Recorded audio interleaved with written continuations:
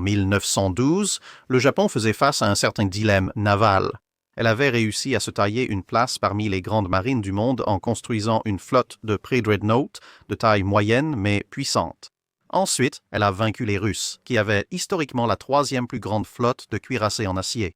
Ils avaient saisi plusieurs navires russes pour compenser leurs pertes durant la guerre.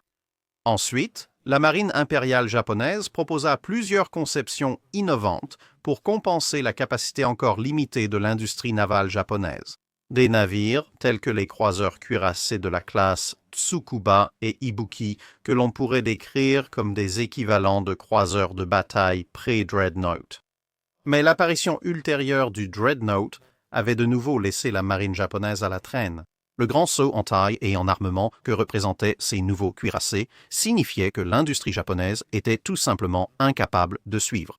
Après avoir produit un premier dreadnought de la classe Kawachi après les semi-dreadnoughts Satsuma, la marine impériale japonaise a dû de nouveau commander à l'étranger pour le premier croiseur de bataille Kongo, car la production de cuirassés était lente à la fin des années 1900, en partie simplement pour des raisons budgétaires et en partie pour permettre la modernisation des chantiers navals japonais, afin de pouvoir construire les unités suivantes de la classe Kongo et par la suite les super dreadnoughts de la classe Fuso.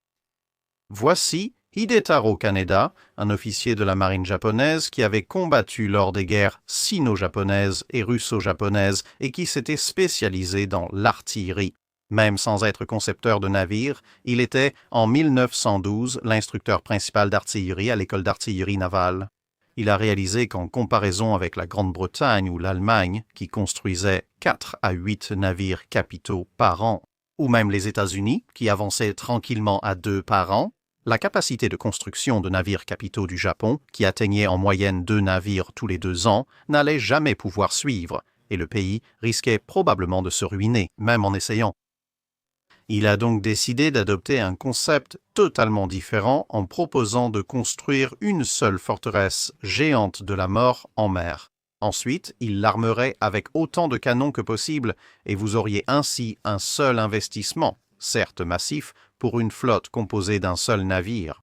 Sa taille colossale la rendrait presque impossible à couler. Il aurait une telle puissance de feu qu'il serait improbable que quoi que ce soit d'assez puissant pour l'endommager survive assez longtemps pour lui infliger de vrais dégâts. Mais quelle devrait être la taille d'un tel géant? Kaneda est parti d'un principe de base. Pour que le navire reste aussi stable qu'une plateforme de tir et pour réduire certaines contraintes, il devait être plus grand que la longueur d'onde maximale des vagues trouvées dans le Pacifique. Cela était assez facile à réaliser en longueur, un certain nombre de navires étaient déjà plus longs que cela, mais il voulait aussi le faire en travers du faisceau. Si c'était assez large pour que même en étant de flanc face aux vagues, ce soit dangereux au mieux, et mortel au pire. Pour la plupart des navires, cela ne poserait pas problème. Alors le navire agirait plus comme une île, avec les vagues qui se briseraient contre lui, et tout roulis serait donc minimal. Et donc, après un peu de recherche et quelques calculs, il est arrivé au chiffre de 91 mètres de largeur maximale, soit environ 300 pieds, ce qui équivalait à environ 3 super dreadnoughts contemporains, tous côte à côte, avec 1 ou 2 grands destroyers ajoutés contre eux pour faire bonne mesure. Pour un bon ratio longueur-largeur, visé entre 6,1 et 7,1, il a ensuite calculé que le navire ferait environ 609 mètres, soit 2000 pieds de long. Ces dimensions, soit dit en passant, sont environ 1,5 fois plus longues et plus larges que les plus grands cargos en service aujourd'hui. Pour l'armement, il a choisi les plus gros canons alors théoriquement disponibles, donnant ainsi au navire un armement d'au moins 100 pièces. Des canons de 406 mm calibre 45 en 50 tourelles doubles, dont 14 sur la ligne centrale et 18 de chaque côté. Étant donné l'ampleur du navire, ces canons pouvaient, en théorie, être relativement facilement remplacés par des modèles encore plus gros. Avec le temps, des centaines de canons secondaires ont également été ajoutés. Des canons de 140 mm, 5,5 pouces, installés dans de longues galeries de tir sur chaque côté de la coque. et soit davantage de canons de 140 mm, soit éventuellement des canons de 100 mm, soit 4 pouces dans la superstructure.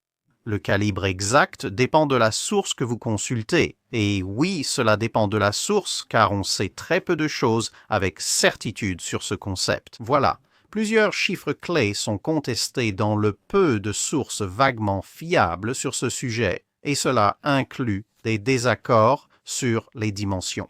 Je vous ai donné les dimensions dont parlent la plupart des sources. Mais certains affirment que la longueur et la largeur étaient en réalité 2 fois supérieures à cela.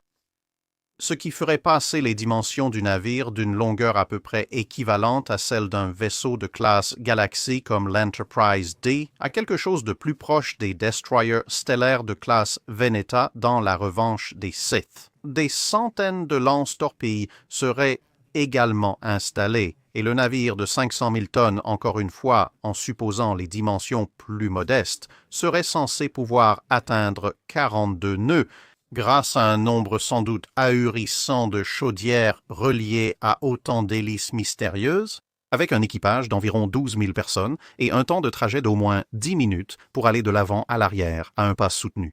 Un danger futur possible serait que des sections du navire déclarent leur indépendance après avoir été négligées trop longtemps.